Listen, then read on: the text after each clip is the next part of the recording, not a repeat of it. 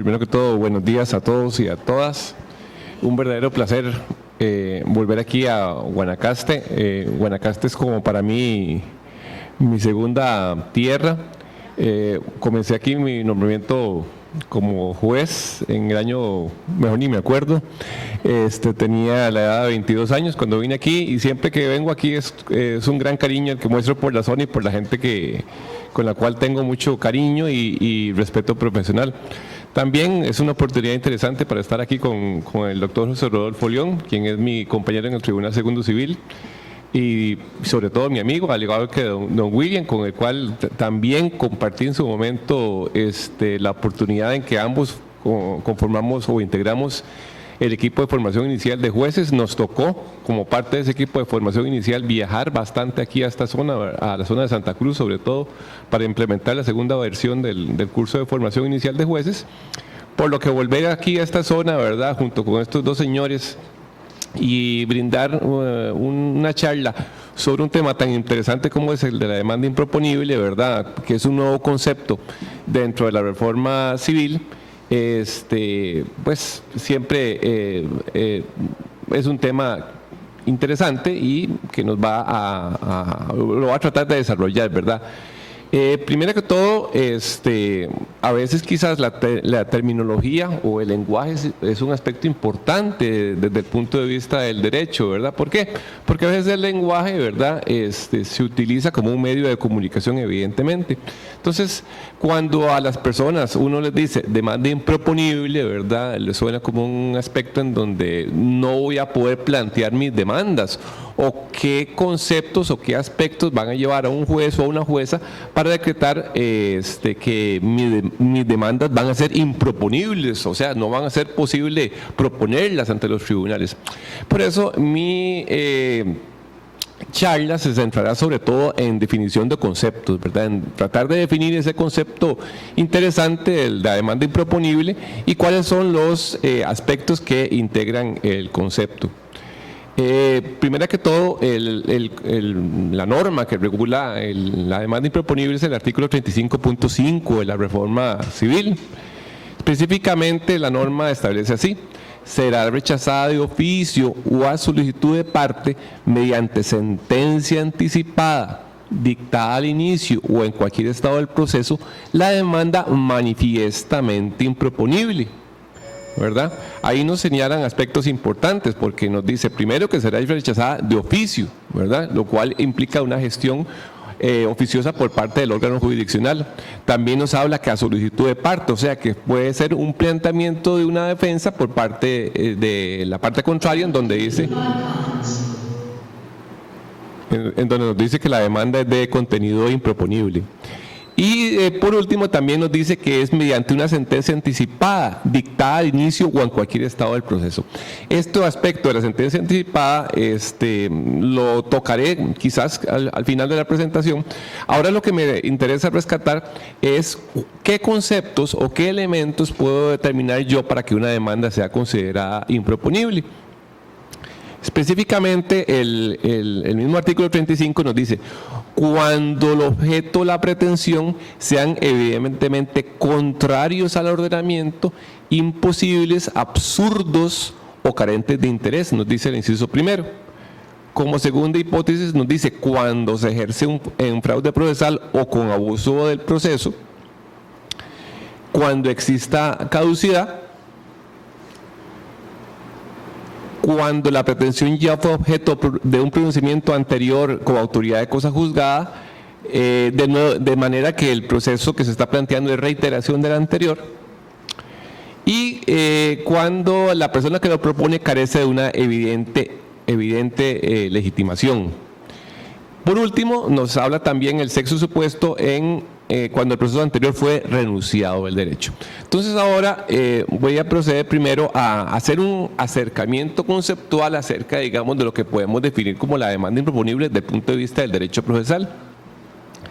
Debo indicar que todos estos conceptos, ¿verdad?, los tomé de una tesis de grado que estoy dirigiendo en este momento a un alumno de la Universidad de Costa Rica, Natanael Sánchez, por lo cual, por aquello de la protección de los derechos de la propiedad intelectual, que es importante en un tribunal que tutela eso, como el que José Rodolfo y yo integramos, ¿verdad?, me tomo la libertad de tomar los conceptos e indicar, ¿verdad?, con los permisos de Natanael, que voy a citar los conceptos que él utiliza en su tesis, ¿verdad?, por aquello.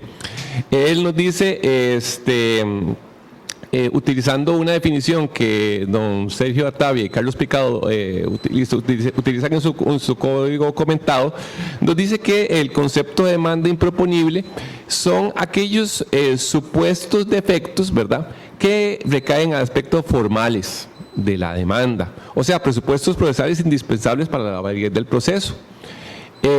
Y que esos presupuestos procesales pueden darse incluso en la demanda, ¿verdad?, como un tipo de deficiencia y que surge como una manifestación del propio texto de la demanda en relación con alguno de los elementos que le integran. De manera que la pretensión concretamente se deduce y desde el propio comienzo del proceso pueden incuestionablemente tomarse en cuenta, ¿verdad?, y por eso dictarse una sentencia definitiva en donde se declara, por decirlo así, inadmisible la demanda. Esos conceptos los toman ellos de dos autores, Torello y Viera, y son citados, reitero, en el Código Procesal comentado por parte de don Sergio Artavia y Carlos Picado.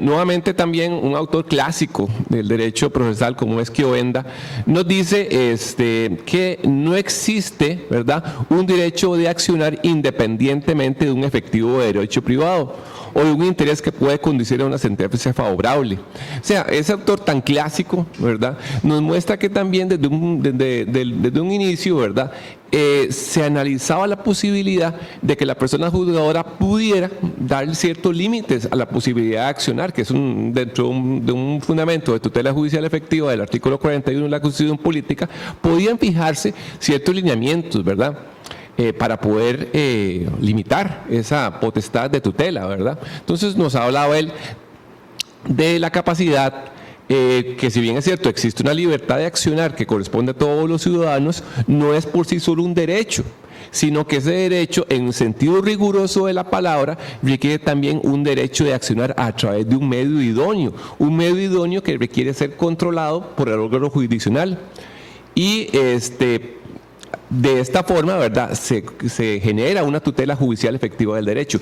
Pero si esa demanda no cumple requisitos o por aspectos no puede llegar a buen puerto, entonces la función jurisdiccional radica en darle una sanidad y no permitir que ese tipo de procesos pues atenten contra principios procesales también interesantes como son la celeridad y la oficiosidad. Citando también al doctor Rubén Hernández Valle en cuanto a su definición de derecho de petición, que tiene que ver mucho también, creo yo, con este derecho de demandar o ejercer una tutela judicial favorable. Don Rubén nos dice que el derecho de petición consiste en la facultad que tienen los administrados para formular peticiones ante las autoridades públicas sobre asuntos de interés particular o general, siempre que el objeto de la petición, y recalco esto, sea legalmente posible.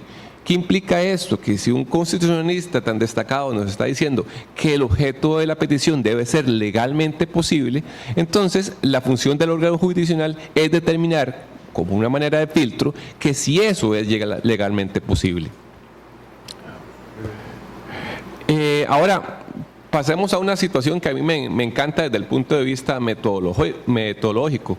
Desarmemos el numeral 35. Ahora lo leí inicialmente, pero lo leí tal y como está en la norma, pero desarmemos los conceptos o las palabras más bien que integran esa norma. Hagamos, como dirían los que les gusta el lenguaje, hagamos un ejercicio de semiótica del lenguaje y tratemos de desarmar el numeral 35.5. ¿Qué es lo primero que tendríamos que desarmar, verdad? El primer elemento que tendríamos que desarmar es el objeto de la pretensión. Porque la norma nos dice que el objeto de la pretensión debe ser evidentemente contrario al ordenamiento jurídico, imposible, absurdo y carente de interés. Entonces, ¿cuándo puedo considerar yo que algo o un objeto o la pretensión del proceso es evidentemente contraria al ordenamiento jurídico? Bueno, ahí podríamos determinar varios supuestos, incluso sustantivos. El 631 del Código Civil, ¿verdad?, nos habla, ¿verdad?, de los sujetos que son imposibles físicamente y legalmente, ¿verdad?, desde el punto de vista del negocio jurídico, ¿verdad? Entonces uno podría pensar, bueno, cuando es evidentemente contrario al ordenamiento jurídico, sería una conducta antijurídica, por ejemplo, ¿verdad?, que yo acude ante los órganos jurisdiccionales a pedir la ejecución forzosa de un contrato por venta de droga, ¿verdad? Una situación así, porque sería una conducta ilícita. También podría ser, por ejemplo, un objeto de la pretensión o del proceso que busca una pretensión que es contra el bienestar público, el interés público, la moral, las buenas costumbres y esos conceptos jurídicos determinados al cual hace referencia ese 631 del Código Civil. Desde el punto de vista de lo imposible, ¿verdad? Y siguiendo un autor al cual don William y yo respetamos mucho, que es don Pedro Aba, don Pedro siempre nos indica, ¿verdad?, que los problemas del lenguaje se traducen a través del lenguaje. Entonces, digamos, cuando yo tengo que definir lo que es imposible, muchas veces nosotros buscamos la imposibilidad desde el punto de vista del mundo jurídico, cuando en realidad yo debería buscar el concepto de imposible desde el punto de vista del mundo del lenguaje normal, de lo que habla la gente normal, ¿verdad? Las personas normales que no somos abogados ni abogadas. Entonces, la Real Academia define el término imposible de una forma interesante, ¿verdad? Primero que todo, y por aquello de el latinazo, ¿verdad?, la situación imposible depende del latín imposibiles, que puede traducirse de distintas formas, como lo no posible, lo sumamente difícil, ¿verdad? O sea, por ejemplo, y un ejemplo de eso que utiliza la Real Academia es no pedir eso, pues es pedir un imposible, lo inaguantable, lo enfadoso, ¿verdad? Que no implica que un juez no tenga que denegar una demanda porque sea enfadosa, ¿verdad? Sino que básicamente sería por el aspecto de lo que la parte está pretendiendo, ¿verdad? Sería una situación que desde el punto de vista del planteamiento jurídico, ¿verdad?, es imposible desde el punto de vista de consecuencias, ¿verdad? La expresión más bien tiene que vincularse con el término de seguridad, y me encanta esta definición que utiliza la Real Academia, porque nos dice, es una expresión de la seguridad, de que antes que suceda o deje de suceder algo, ha ocurrido otra cosa de las que no están en lo posible. Entonces es un marco, ¿verdad?, desde el punto de vista en que la jueza y la jueza debe determinar en ese planteamiento inicial de la demanda si es posible o no lo que la parte está pretendiendo. Y eso es una análisis en donde él tiene que fundamentar desde el punto de vista sustantivo, evidentemente, por qué considera, ¿verdad?, que esa pretensión objeto calza desde el punto de vista semántico con el aspecto de imposibilidad y definirlo conceptualmente para que la parte evidentemente pueda recurrir. El aspecto absurdo, ¿verdad? Pensamos en una demanda absurda, pero primero, antes de pensar en una demanda absurda, definamos lo que es absurdo, ¿verdad? Viene del latín absurdus, ¿verdad? Contrario, opuesto a la razón, que no tiene sentido, extravagante, irregular, chocante, contradictorio, dicho o hecho irracional, arbitrario o disparatado, ¿verdad? Claro, aquí estamos utilizando evidentemente lenguaje normal, ¿verdad? No nuestra jerga jurídica para definir el término, pero digamos, el considerar una demanda absurda, ¿verdad?, sería una situación en donde el juez o la jueza considera que lo que está planteando la parte podría ser, desde el punto de vista de lo que define la RAE, contradictoria, contrario al ordenamiento jurídico, contradictorio entre sus planteamientos, y lo llevaría a entonces definir esa pretensión objeto como algo absurdo y que no puede llegar a buen puerto desde el punto de vista de la sentencia, que es la solución normal del proceso, ¿verdad? O que se considere arbitraria o irracional el planteamiento, argumentativamente hablando. Carente de interés, claro, aquí tenemos una situación que ya tenemos una palabra compuesta, porque el carente de interés, entonces habría que definir primero qué es carente, ¿verdad?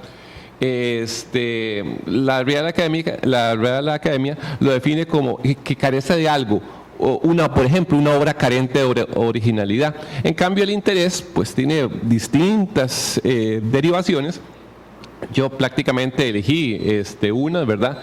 Como podría ser conveniencia o beneficio en el orden moral o material. En el cambio, el derecho, que es una que utiliza la Real Academia, una situación jurídica que se ostenta en relación con la actuación de otra persona y que conlleva la facultad de exigirle a través de un procedimiento administrativo o judicial un comportamiento ajustado a derecho. Entonces, básicamente, y aquí es una opinión muy personal, esa carencia de interés, yo la veo desde el punto de vista de más bien de la visión procesal de lo que nosotros entendemos a veces por el interés actual. O sea, a ver, en el planteamiento de la demanda, el juez o la jueza tendría que ver, en el caso específico, si la demanda, desde el punto de vista interés actual, mantenido durante el tiempo, se mantiene cuando la parte plantea la demanda. Y valga que estamos en Santa Cruz, me puedo acordar de un caso que para mí, pues en su momento fue un aspecto en donde yo hubiera determinado una carencia de interés actual si hubiera tenido una norma como esta, que era una situación interesante. Se planteaba un aumento de alquiler, lo planteaba la parte arrendataria o inquilino para que se fijara correctamente el alquiler. Y lo planteaba contra el arrendante. Lo que pasaba era que el arrendante, ¿verdad? El inquilino ya no estaba ocupando el inmueble. El arrendante le había dicho, mire, desocupe el inmueble para efecto de hacerle una reparación. Cuando le hizo la reparación, entonces le aumentó el alquiler, ¿verdad? Y entonces el inquilino no estaba de acuerdo con el alquiler. Formula un proceso de fijación de alquiler, ¿verdad? Un proceso de fijación, y el proceso se le da curso. Pero en el interín uno se da cuenta, ¿verdad?, que ya el local lo había ocupado otro inquilino, ya lo había puesto el arrendante a arrendar con otra persona. Entonces uno decía, bueno, a ver, ¿qué es lo que pretende él? La fijación del alquiler. ¿Cómo va a estar legitimado para fijar el alquiler de un local que ya no ocupa? Entonces, digamos, si uno lo ve desde el punto de vista perspectiva, aquí tendríamos una demanda totalmente improponible, porque su pretensión era que le fijaran el alquiler. ¿Para qué fijar el alquiler si el local ya estaba ocupado por otra persona? Ya había otra relación contractual. Entonces uno dice, ¿para qué un proceso de esa naturaleza si la fijación de alquiler, que es lo que busca el proceso, no tiene ninguna consecuencia jurídica? Porque ya hay otra persona ocupando el local, ya tengo otra relación contractual constituida, ¿verdad? Entonces, en ese caso, estoy hablando por ahí del año 98, una cuestión así, no tenía una norma igual, teníamos una norma similar, o por lo menos no tan técnica como esta que elaboraron estos señores, don José Rodolfo, don Jorge y don Gerardo, en donde se establecía un parámetro tan técnico para poder decir uno que estamos ante una situación carente de interés, sino que el supuesto de la demanda improponible, ¿verdad?, perdón, de la demanda improponible no, sino más bien del rechazo de gestiones inadecuadas o situaciones que prevé más bien el 97 del Código Procesal Civil actual, no tenía o no tiene una conceptualización tan clara como la que establece la norma procesal que nos va a regir en octubre de 2018. Entonces, nótese que bajo ese supuesto o el que les puse de ejemplo, uno como juez no podía tener la posibilidad de rechazar esa demanda a portas, cosa que en el acto cuando esta norma entra en vigencia, evidentemente con una fundamentación correcta, perfectamente se pudo haber dicho que esa demanda de fijación de alquiler era carente de todo interés porque ya no había una relación de arrendamiento entre la persona que estaba o pretendía la fijación y la que estaba ocupando el inmueble y el arrendante. Interesante, ¿verdad? Criterios doctrinales en cuanto a la determinación de conceptos jurídicos indeterminados para decretar demandas inadmisibles. Citando nuevamente a autores italianos como son Morello y Berizonce, ellos nos dicen que ya no se trata del examen de los meros requisitos de procedibilidad formal, sino que la decisión recae sobre la atendibilidad sustancial de una pretensión, que determina si en el caso concurren las condiciones de admisión legal legítimas para obligar a las partes. O sea, ¿Qué tiene que ver el juez o la jueza en ese momento? En el momento de la demanda o la declaratoria de una demanda inadmisible, ¿verdad? O improponible. Interés procesal, derecho protegido, objeto jurídicamente posible, y por eso quizás la relación con el 631 del Código Civil es una relación importante que hay que hacer desde el punto de vista de planteamiento. Causa ilícita, ¿verdad? Situación que también deriva del 631 y el 627 del Código Civil, y inexistencia de cosa juzgada, que va a ser un parámetro que ahora vamos a analizar, ¿verdad? Al cual no ha llegado todavía. Estos autores, Morelo y Berizonce, nos dicen, ¿verdad?, que esta indagación del juez no se limita a verificar si la norma abstracta ampara el caso concreto que en litigio se plantea. O sea, concurrencia del derecho, calidad y interés, que serían supuestos básicamente sustantivos, sino que además debe averiguar aún oficiosamente si la admisión de la pretensión no está excluida, objeto jurídicamente posible, cosa juzgada o prohibida en ese supuesto, objeto causa ilícita, en cuyo caso se carecería de un interés legítimo jurídicamente protegido. Entonces, véanse que, digamos, la situación del interés jurídicamente protegido descansa también en presupuestos materiales que en ese estadio procesal inicial el juez o la jueza puede determinar. El aspecto del fraude procesal o el abuso del proceso es un desarrollo también interesantísimo que se hace en la reforma, ¿verdad? Lo podemos ver en distintas manifestaciones, ¿verdad? Pero también es un supuesto interesantísimo para poder decretar la demanda improponible. ¿Dónde lo podemos localizar desde el punto de vista de estructura procesal, verdad? Primero, como un deber de comportamiento, de acuerdo al artículo 2.3 de la reforma, ¿verdad? Como una potestad del tribunal que debe sancionar ese tipo de comportamientos también en el artículo 5.4.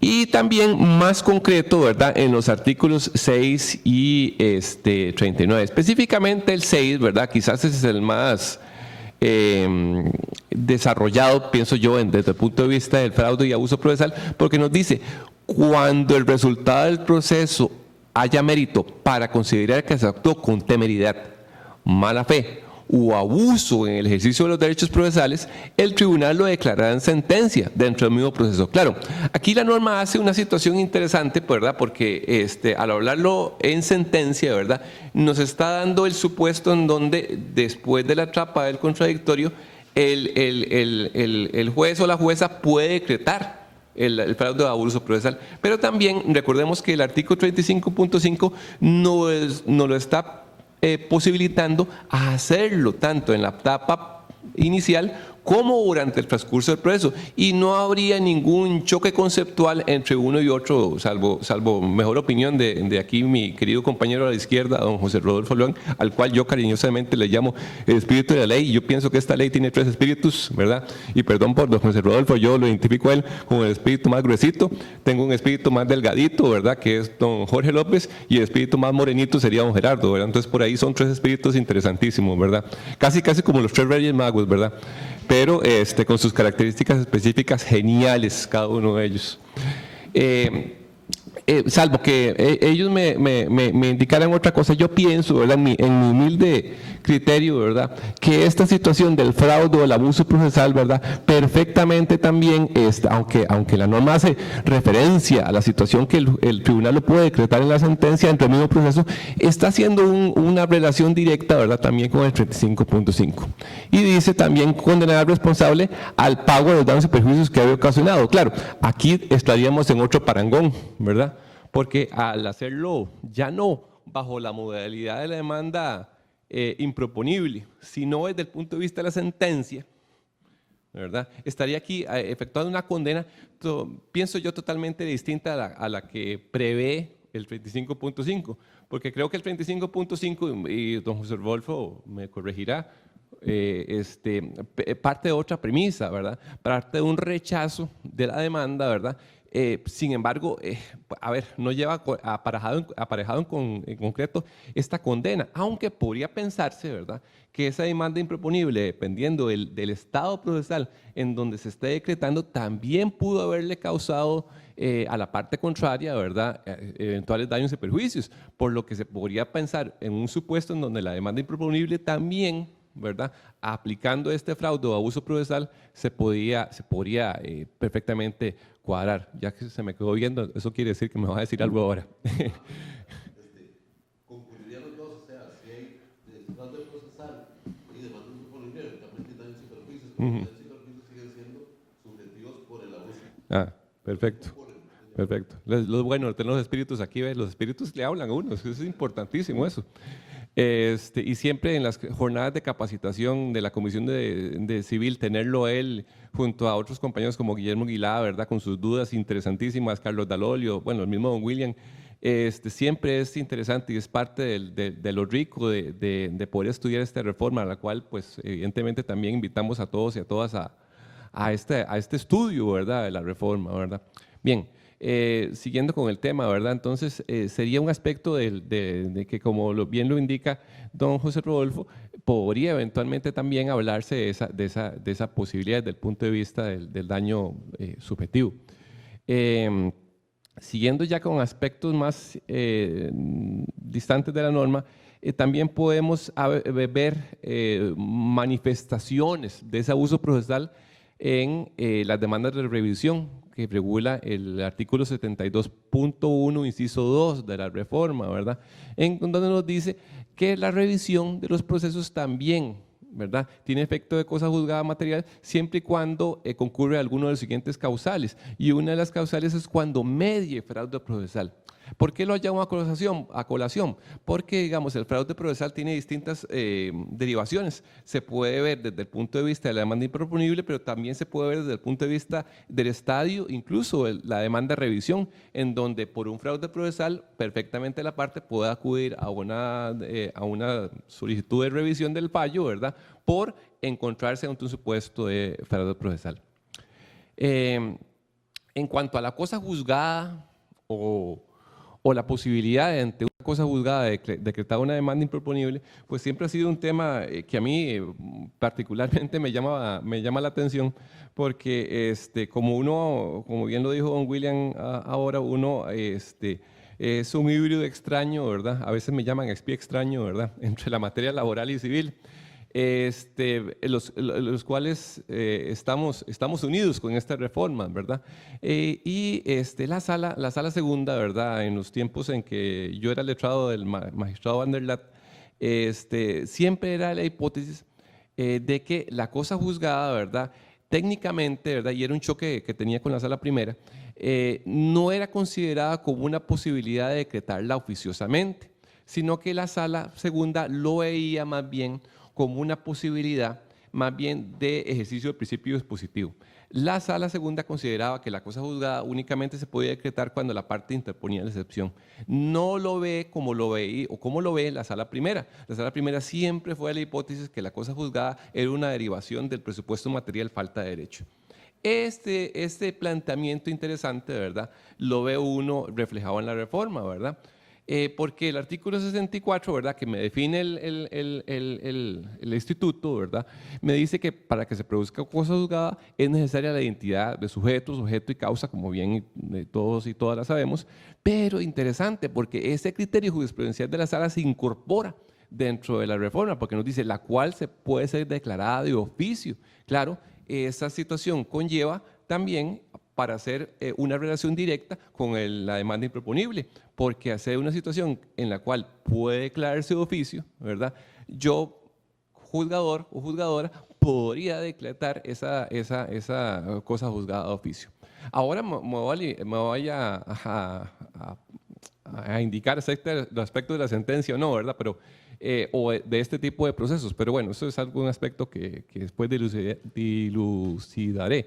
Pero el punto importante, ¿verdad?, es eso, ¿verdad?, que esta reforma recoge en síntesis un criterio importante, ¿verdad?, en donde la cosa juzgada se ve como un presupuesto material declarable perfectamente de oficio en etapas en donde la juez o el juez se den cuenta, ¿verdad?, ya sea porque eventualmente conocieron el mismo proceso, porque estuvo ante su misma instancia, que existe una cosa juzgada y la pueden decretar de oficio. Dice, sus efectos se limitan a lo dispositivo, ¿verdad? En cuanto al 64 nos dice eso, ¿verdad? Y producen cosa juzgada material las sentencias firmes dictadas en procesos ordinarios. y las resoluciones expresamente indicadas por la ley, lo cual hace indiscutible, evidentemente, en otro proceso, y por ahí la demanda improponible, la existencia o no de la relación jurídica juzgada. Las sentencias dictadas, dice el 64, en los demás procesos tendrán efecto de cosa juzgada formal y la presentación de un proceso ordinario no impedirá su ejecución. Claro, la cosa juzgada al cual está haciendo referencia el 35.5 es cosa juzgada material, evidentemente, ¿verdad? Porque si fuera cosa juzgada formal, la cosa juzgada formal perfectamente puede ser discutida en vía declarativa. Aquí lo que está haciendo referencia el 35.5 es una cosa juzgada material, ¿verdad? De esas que nos permiten discutir en otro proceso el objeto, la pretensión, ¿verdad? En virtud de esa identidad de los tres elementos de la relación sustancial. Ok.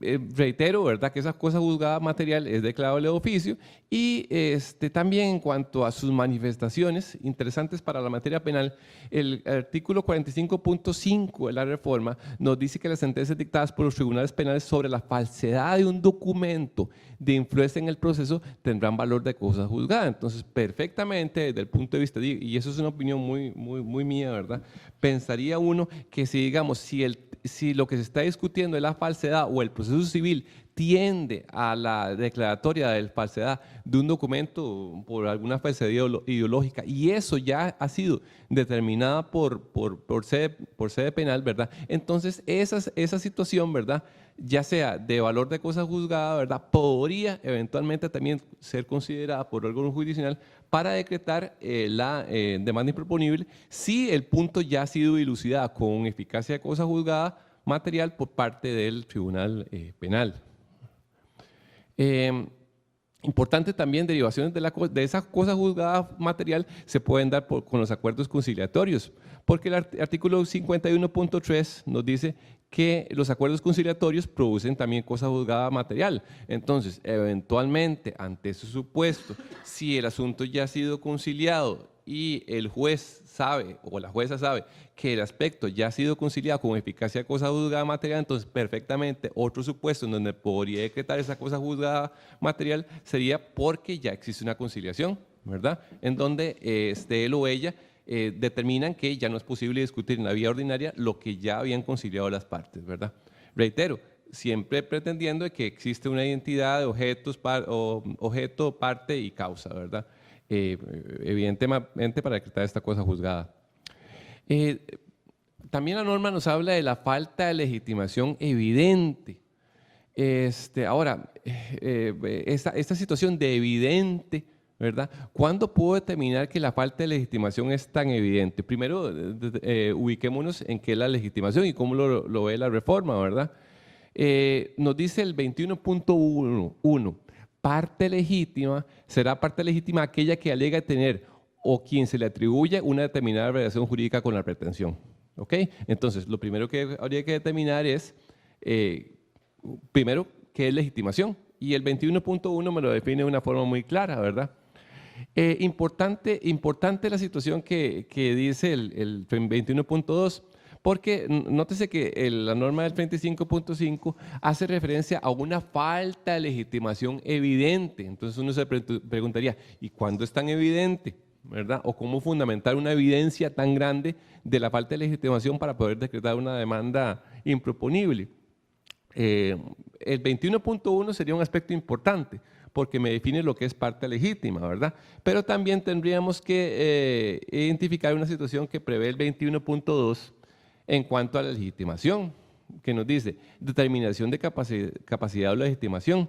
Como actividad previa al establecimiento de la demanda o dentro del proceso podrá plantearse su solicitud para determinar o completar la legitimación, en este caso, cuando se desconoce o no se tiene certeza sobre la persona a quien se propone demandar.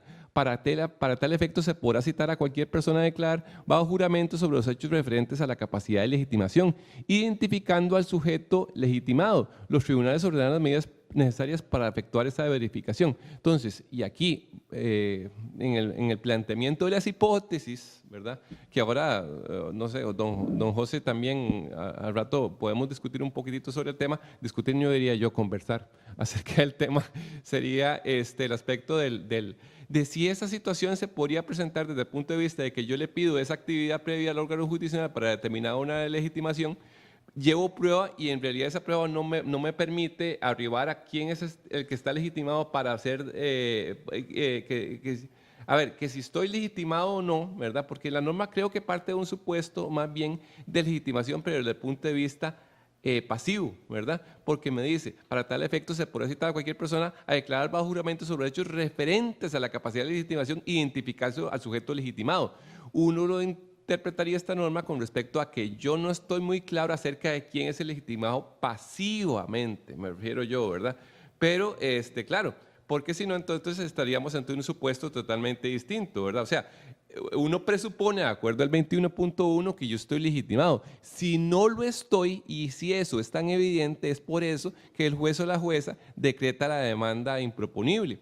El supuesto del 21.2 me parece a mí una situación totalmente distinta, en donde yo no tengo seguridad, ¿verdad?, acerca de quién es esa persona que me causó los daños o alguna situación y pido un auxilio jurisdiccional para poder determinar quién es la parte demandada en el proceso, ¿verdad?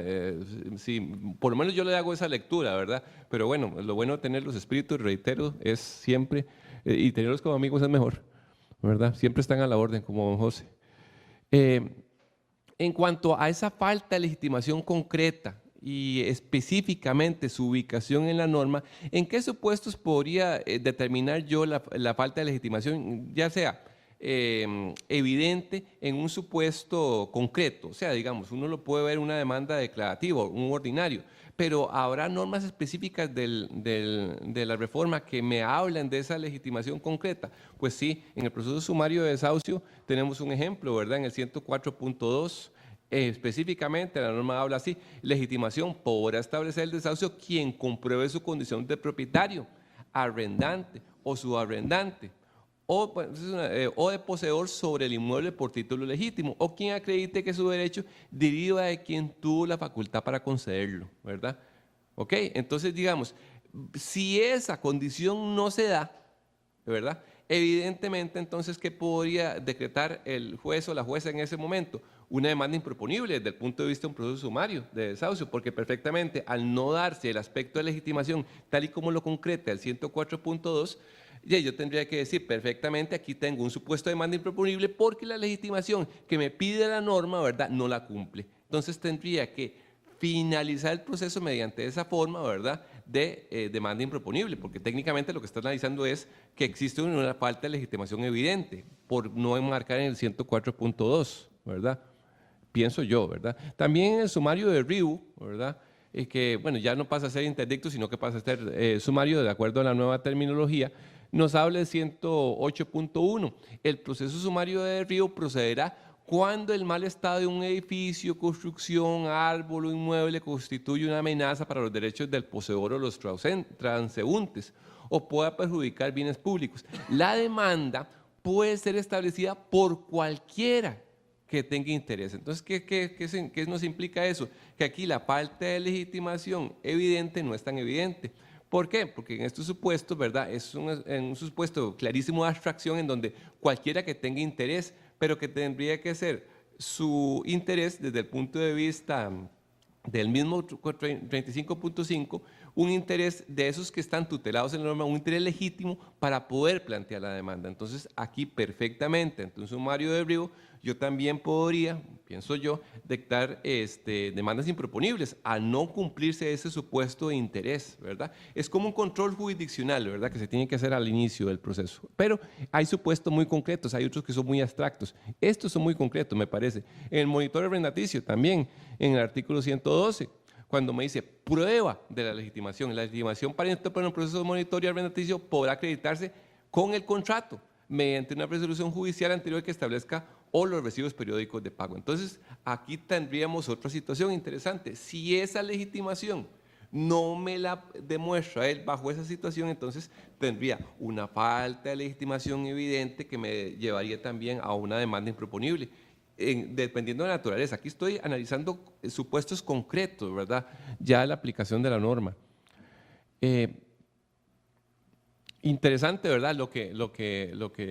A mí me parece, ¿verdad? Que la norma habla de demanda improponible, ¿verdad? Pero digamos también desde el punto de vista de gestión improponible, ¿verdad? Se podría pensar en varias hipótesis que surgen, ¿verdad? Por ejemplo, el 126 en cuanto ya es un aspecto que no es una demanda, como es la apertura del sucesorio. Evidentemente, en un sucesorio, ¿verdad? No tenemos una demanda, sino que tenemos básicamente un escrito que cumple formalidades, ¿verdad? Y para su apertura, ¿verdad? Porque si entendemos el término demanda, ¿verdad? Como un aspecto contencioso, ¿verdad? Si lo entendemos desde el punto de vista de un escrito, ¿verdad? El 126.1 nos habla también de la legitimación. Dice, podrá promover el sucesorio toda persona que demuestre tener interés legítimo, ¿verdad? Claro, si no demuestra tener ese interés legítimo, ¿verdad? ¿Qué es lo que seguiría ahí? Básicamente llamo yo, una gestión improponible, ¿verdad? Porque al no tener ese interés legítimo, ¿verdad? Tendría que dictarse una resolución, a ver, bajo los mismos supuestos del 25.5, ¿verdad? Pero atendiendo la situación del interés legítimo, o sea, determinando que esa persona carece de ese interés legítimo para promover el proceso sucesorio, dependiendo del argumento que utilice él para promoverlo. Pensémoslo, no sé, en los supuestos o hipótesis en donde no tenga interés para promoverlo, ¿verdad? Gracias. Entonces el 5.3 también nos puede servir como a colación. En cuanto al incidente de exclusión o inclusión de bienes o la gestión de inclusión o inclusión de bienes, también el 128.4, ¿verdad? También nos habla de un requisito también de legitimación, porque nos dice, para excluir o incluir bienes en un proceso sucesorio tendrá legitimación cualquiera que tenga interés directo. Entonces la situación del interés directo también podría ser un aspecto, ¿verdad?, en donde perfectamente se podría denegar algún tipo de gestión en cuanto a inclusión o exclusión dentro de un proceso no contencioso para aplicar gestiones improponibles, ¿verdad?, en este caso, ¿verdad? La falta de legitimación evidente, ¿verdad?, hay que analizarla también, pienso yo, desde el concepto de condición de parte que nos da el 19.1.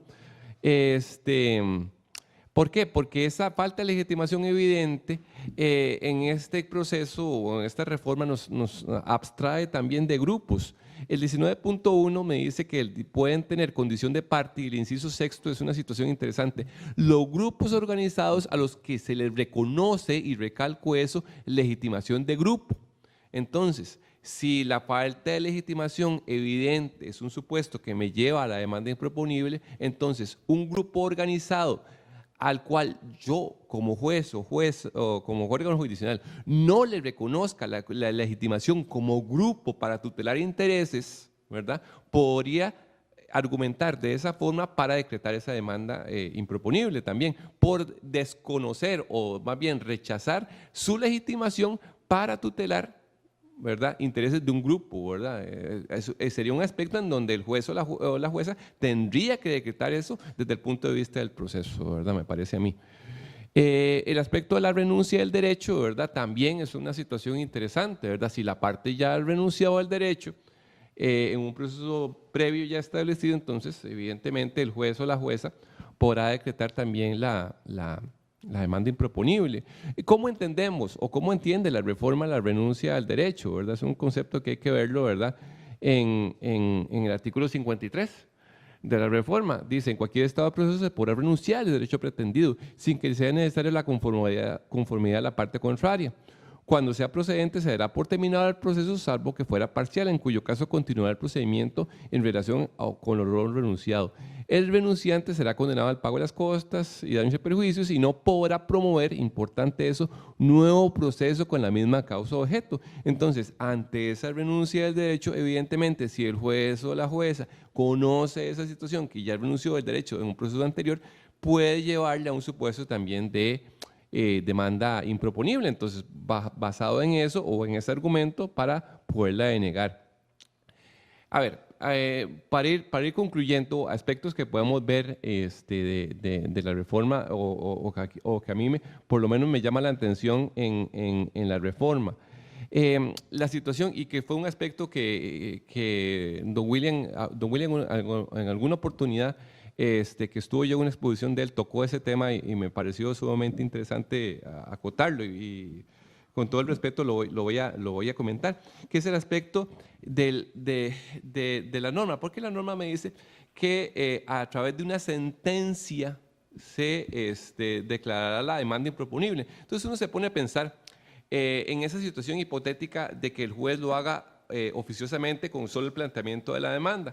¿Por qué? Porque digamos, a ver, la sentencia es una forma normal de finalización del proceso, pero una vez que ha abierto el contradictorio. Entonces uno se podría pensar, digamos, ¿cómo se va a poder dictar una sentencia en ese estadio procesal cuando el juez apenas está en las primeras entradas del partido, ¿verdad? Donde le presentan la demanda y entonces él se da cuenta, no, es demanda improponible. Entonces, la norma me habla de una sentencia, ¿verdad? Entonces, si estoy hablando de una sentencia, uno tendría que decir, bueno, ¿y esa sentencia qué efectos tendrá? La idea es que la sentencia tiene efectos de cosa juzgada. Ahora, ¿podrá tener efectos de cosa juzgada cuando no tengo un contradictorio establecido todavía? ¿Por qué no lo tengo establecido? Porque me estoy dando cuenta de los supuestos que hace el 35 en el puro estadio inicial del proceso, donde no he dado contradictorio. En esos peloteos interesantísimos de la Comisión Civil, no sé si Farid, que aquí está, o Guillermo Aguilá, que son las mentes jóvenes de la reforma, ¿verdad? Ya nosotros estamos un poquito, ¿cómo diría? Maduritos. Nos tocaban el aspecto y ellos discutían el tema, ¿verdad?, acerca de si era interesante la necesidad de la audiencia, Nótese que ni siquiera se ha dado el traslado de la demanda, sino que eventualmente el juez o la jueza va a decretar una demanda improponible, ¿verdad? Entonces, que si uno podría, para efectos de que la solución de demanda improponible genere efectos de cosa juzgada material, que sería beneficioso para la parte demandada, darle algún tipo de traslado o gestión, ¿verdad? O habíamos analizado dos hipótesis, si mal no recuerdo yo.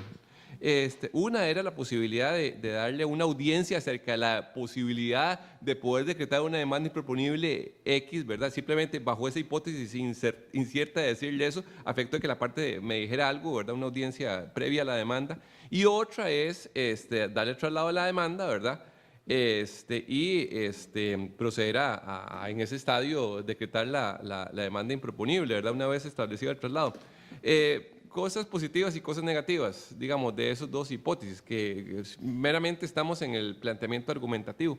Si uno piensa que hay que darle traslado a la demanda para esos efectos, ¿verdad? Uno pensaría, bueno, la parte demandada, para que yo le pueda dar traslado a eso y para que él pueda contestar, va a incurrir en gastos. Entonces, si la demanda es improponible y yo estoy dándome cuenta que es una renuncia del derecho, que es un supuesto cosa juzgada, que es un supuesto de caducidad, entonces, ¿para qué darle traslado y que incurra en gastos económicos de contratar a un abogado para contestar la demanda si de por sí yo desde un inicio me estoy dando cuenta de esas circunstancias? Bueno, esta sería una hipótesis. La otra hipótesis, bueno, hacer la audiencia de los 3 días, ¿verdad? Bueno, ¿y bajo qué procedimiento? Porque puede ser que no me diga nada o puede ser que me diga mucho, ¿verdad? Simplemente para efecto de que esa decisión del cual va a derivar la sentencia, digámoslo así, con eficacia de cosa juzgada, porque es lo que deriva de una sentencia, ¿verdad? Vaya a extinguir esa demanda y que él sea conocedor de eso. Porque, ¿qué pasa si lo hacemos sin dar esa audiencia en alguno de los dos mecanismos que analicé anteriormente? Y que prácticamente el demandado no se va a dar cuenta que existe una demanda improponible y que se dictó así, de esa forma, ¿verdad? Entonces, pues no se causa esa idea más bien del proceso, ¿verdad? Que llevarlo a su finalización mediante una resolución fundada en donde por lo menos la parte demandada se dé cuenta de que están decretándose esas situaciones, ¿verdad? Reitero, la norma se somete o debe someterse a un análisis exhaustivo, ¿verdad? Me parece que el mecanismo es sumamente amplio, ¿verdad? Y permite diferentes tópicos, dependiendo de dónde lo visualice uno. Pero es uno de los institutos quizás más importantes de la reforma, ¿verdad? Tiene muchos, la reforma tiene muchos mecanismos, y por eso es que, digamos, la Comisión de Asuntos Civiles sugiere y se ha,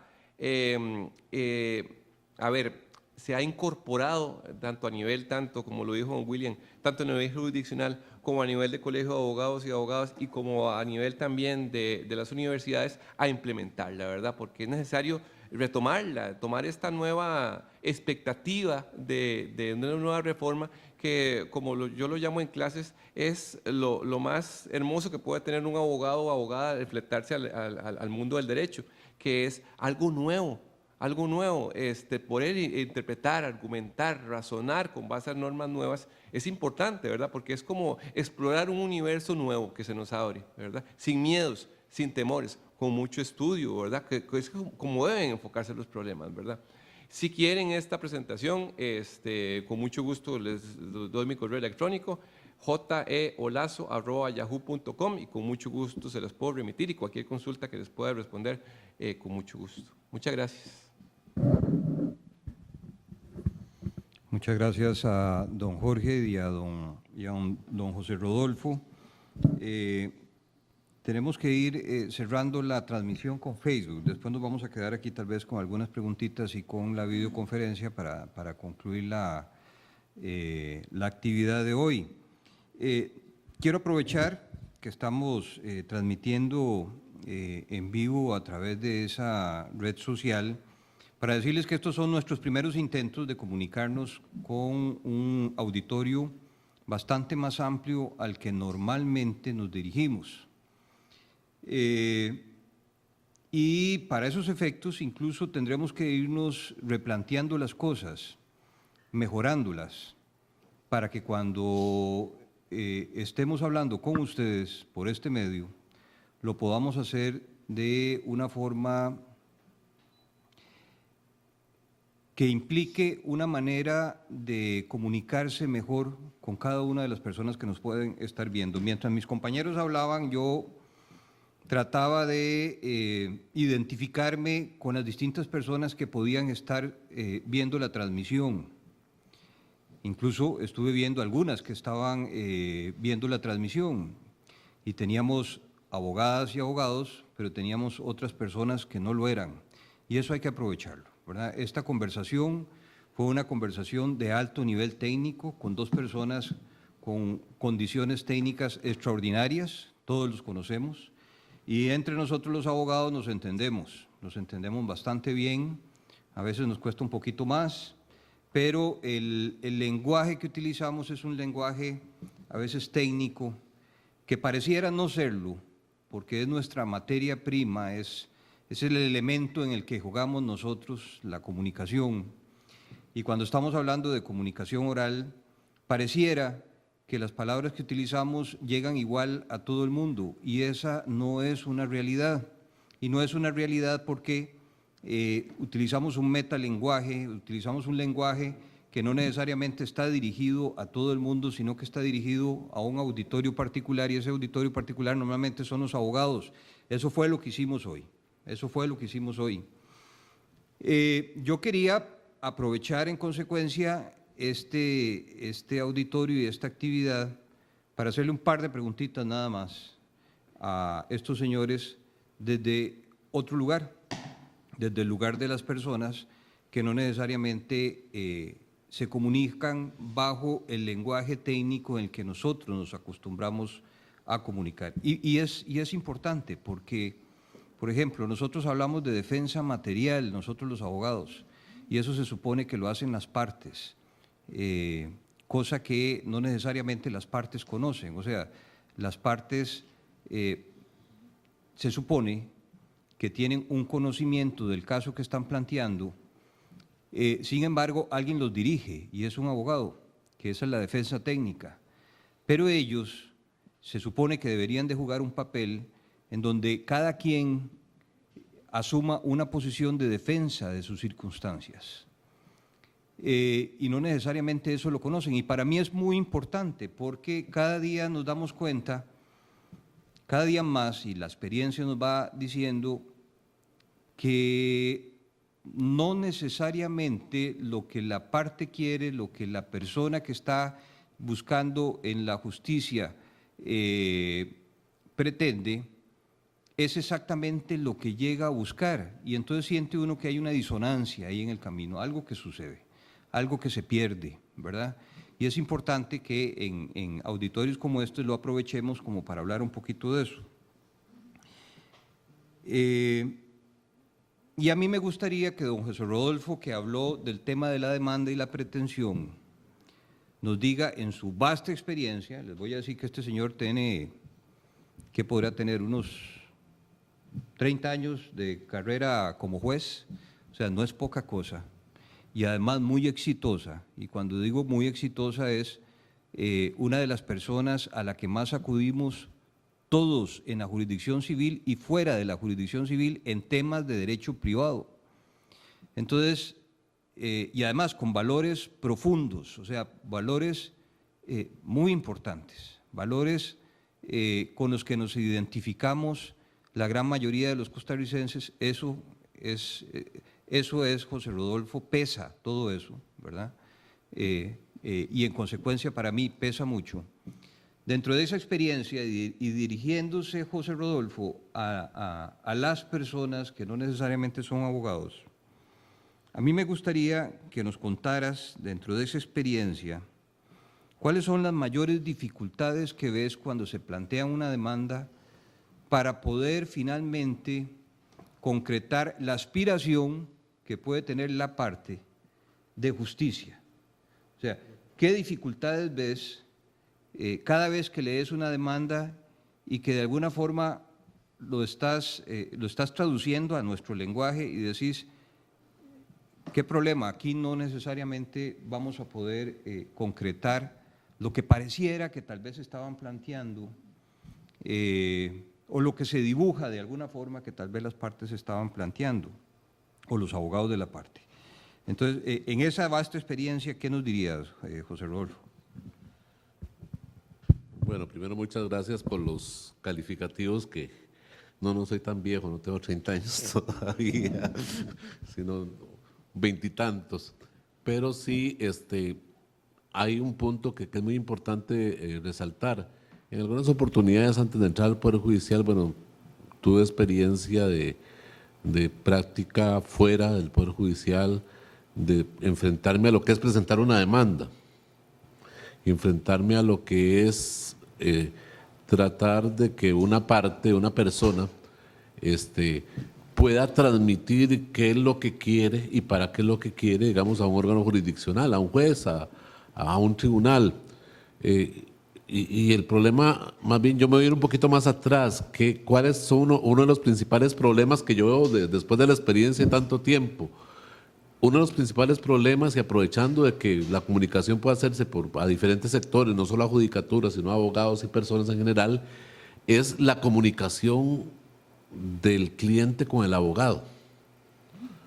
Muchas veces la práctica me ha dado que al momento de realizar conciliación, ya en sede judicial o posteriormente al practicar prueba, etcétera, etcétera, la parte, o sea, la persona que es la que quiere que el juez le dé algún derecho, ve con cierto estupor que lo que plantea el abogado no era lo que ella quería.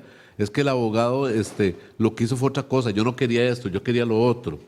En algunas ocasiones, no digo que siempre es así, pero muchas veces un primer problema que veo es el problema de el abogado como ente o como persona que es la llamada técnicamente a plantear al órgano jurisdiccional lo que la persona realmente está reclamando.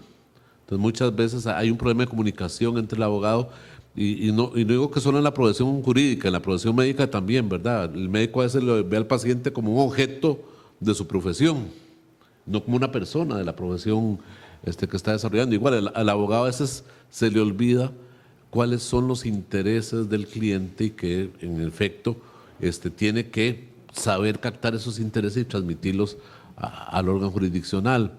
En cuanto ya a aspectos más prácticos y concretos, que ya pasando esa etapa al planteamiento de mando y ya al momento de fallar, uno ve muchas veces el hecho de presentar procesos que tal vez desde un punto de vista lógico, desde un punto de vista de secuencias, tienen su razón, tienen su peso de fundamentación jurídica, pero con un sustento probatorio muy bajo. Es decir, muchas veces la historia es coherente, la historia podría dar lugar a dar una sentencia a favor de una parte, pero es simplemente una historia, no está respaldada por hechos. En algunos casos, al final la prueba es la que dice, bueno, usted lo que me dice no está demostrado. Si lo estuviera le puedo dar la razón, pero no está demostrado, no hay prueba. Hay mucha falla en el aspecto probatorio, en sí. En otros casos también hay tal vez fallas técnicas, ya eso es más achacable al abogado, de que no supo plantear jurídicamente lo que pretendía. Tal vez toda profesión implica estudio y toda profesión implica una dedicación y un conocimiento y una experiencia. A veces por falta de experiencia, por falta de estudio, el abogado no supo cómo transmitir una pretensión, qué es lo que tenía que pedir. Y para decirlo abiertamente, se equivocó en pedir y no pidió lo que tenía que pedir y pidió otra cosa que no era procedente. Muchas veces uno dice, bueno, le queda a uno un sentimiento. Los juzgadores somos personas, los juzgadores vemos el drama humano y muchas veces uno dice, bueno, en este caso tal vez pudo haberse hecho un tipo de justicia diferente con otras pruebas que le pudieran dar la razón a las partes. Pero en todo caso, el proceso oral lo que quiere es precisamente tener más contacto con todo eso y hacer un poco más humana la administración de justicia. Esperemos que así se dé.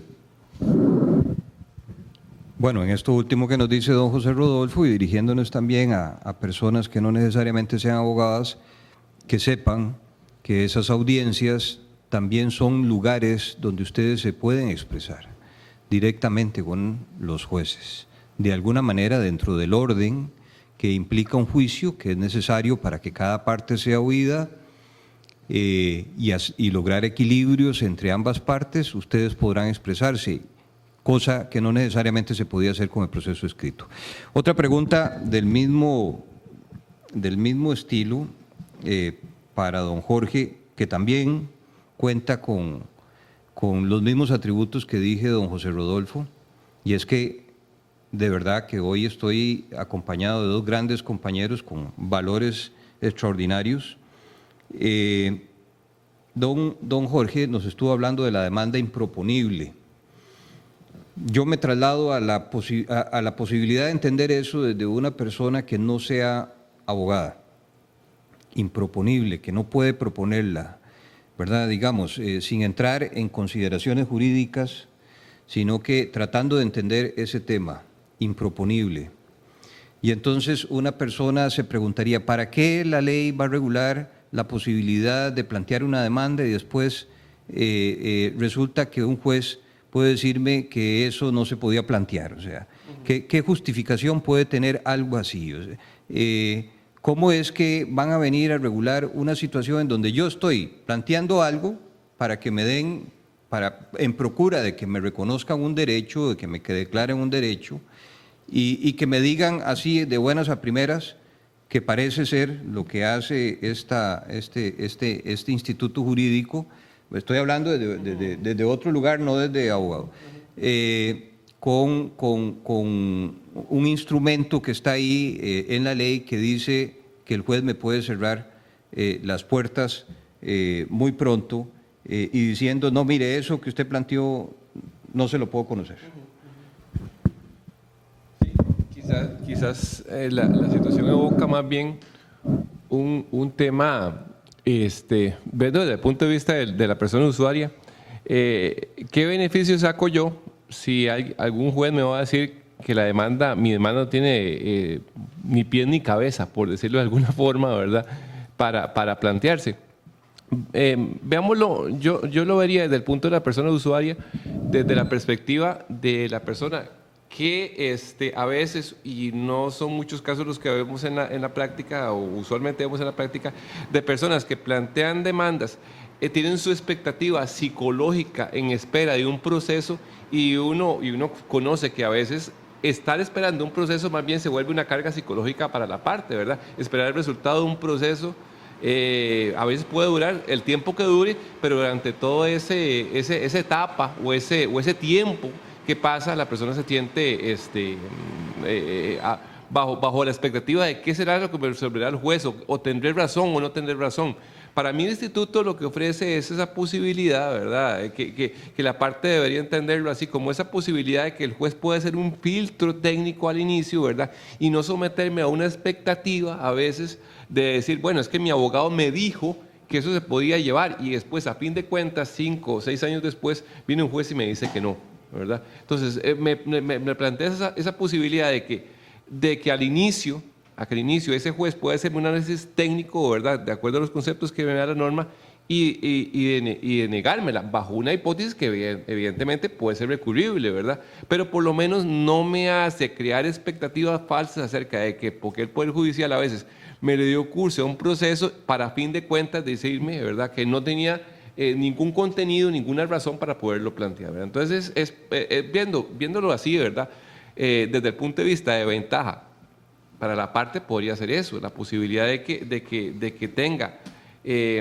un filtro que el juez me lo pueda determinar en un momento, y no me haga esperar todo el tiempo, ¿verdad?, a veces, para poder esperar un resultado, ¿verdad? Esa es la ventaja que yo lo veo desde el punto de vista de las personas. O sea, como bien lo dice usted, las personas acuden ante el abogado, pero a veces el planteamiento, la construcción, que fue algo que habló ahora José Rodolfo, del tema del abogado, cambia, porque la persona llega con una historia, con una narrativa a veces, ¿verdad?, desde el punto de vista de vivencia, dolor a veces del planteamiento del caso, y el abogado o la abogada más bien tiene que crear el mecanismo para construir ideológicamente e idiomáticamente la forma en cómo quiere convencer al juez o la jueza para que el planteamiento de la demanda sea correcta, ¿verdad? Entonces, a veces ese planteamiento, ¿verdad?, tal y como lo hizo el abogado o la abogada, ¿verdad?, puede ser que el juez diga, no, es que esto es una gestión que no va a tener ningún contenido, mejor limitarlo aquí de una vez y no crear faltas de expectativas a veces para las personas en ese momento. Muy bien, muchas gracias, don Jorge. Más, vamos a darle la palabra a don José Rodolfo, que tiene algunas ahí que evacuar. Bueno, voy a evacuar una, inclusive metiéndome un poquito en el tema de don Jorge Olazo, no importa. Don Alejandro Vázquez es un abogado conocido nosotros por actividades de tipo académico, y hace una pregunta interesante. Cuando la regulación del 30, de la demanda improponible, se dice que se tiene que dar audiencia por al menos 3 días a la parte actora antes de declarar improponible la demanda. Entonces me pregunta con bastante sentido, ¿por qué se hace esa comunicación a la parte avisando que posiblemente se va a declarar improponible la demanda? Dice, ¿por qué? Si el juez no está convencido de que ya es improponible, lo hace una vez sin declarar la demanda improponible, sin dar esa audiencia. ¿Y por qué, si ya está convencido, para qué da la audiencia si de todas maneras la va a declarar improponible? Bueno, la pregunta es interesante porque efectivamente esa audiencia sea con una finalidad. Primero, puede ser que el juez esté equivocado en la apreciación de por qué la demanda es improponible. Por ejemplo, a mí me llega una asociación, dice, yo soy la Asociación de Autores y Compositores Musicales de Costa Rica y vengo a cobrar los derechos de autor que pertenecen a William Molinari Vilches, que es un autor. Entonces, le digo, no, son derechos de don William Molinari, usted no tiene legitimación activa, esto es una falta de legitimación específica, y voy a declarar, o puede ser que sea improponible la demanda. Entonces la parte me puede decir, no, de acuerdo a la ley de derechos de autor, en este caso hay una representación legal, etcétera, etcétera. Entonces puede ser que el juez esté tal vez dando un enfoque equivocado, pero también puede ser que algunos aspectos de demanda improponible se puedan también subsanar con otro punto que era el que yo desarrollé nada más en en la presentación mía que la posibilidad de modificación de la demanda que da el artículo 35.6. Puede ser que la parte actora que está proponiendo la demanda diga, uy, qué torta, sí, cierto, efectivamente tiene un defecto de planteamiento de la demanda, y con base en el 35.6, si todavía está en la etapa procesal correspondiente, pueda hacer la modificación de la demanda que evite la declaratoria de demanda improponible. Entonces, es una situación que se le da ese aviso precisamente para que la parte se pueda oponer o tomar una medida que pueda evitar la declaración de demanda improponible. Don Jorge, ¿quiere? Sí, nada más, yo veo que la audiencia, así como bien lo indica, yo lo veo bajo otra visión. Esa audiencia de los 3 días al cual hace referencia don José, la veo por lo que había indicado yo, ¿verdad? Digamos que por los efectos de la resolución, como la norma habla de sentencia, ¿verdad? Yo entiendo la audiencia, ¿verdad? Evidentemente, porque es por ese mecanismo, eco. Entonces, digamos, es por ese mecanismo, digamos, por ejemplo, como eventualmente, no, es un aspecto básicamente de que la parte puede ejercer el contradictorio desde el punto de vista de decirle al juez, no, un momentito, usted va mal porque no es una demanda improponible, por esto y esto y esto y esto, o eventuales correcciones, ¿verdad? Siempre ahí me parece que haciendo la distinción que me parece fundamental cuando hablamos de demanda improponible, de que ésta revisa cuestiones sustantivas, ¿verdad? De fondo, no cuestiones formales de la demanda, de los requisitos de la demanda, porque si el problema es un problema de planteamiento de los hechos, de la forma en cómo se plantean los hechos o de la forma en cómo se plantea la pretensión, no es un tema de demanda improponible, es un tema de inadmisibilidad de la demanda, o más bien de corrección de la demanda y si no de inadmisibilidad de la demanda, ¿verdad? Ahí hay un tema importante que siempre hay que distinguir. Cuando hablamos de demanda improponible, estamos hablando, si se quiere, de requisitos sustantivos. Cuando hablamos de demanda de demanda defectuosa, hablamos de requisitos formales, ¿verdad? ¿De cuáles? Los que establece la ley que deben seguirse para la demanda.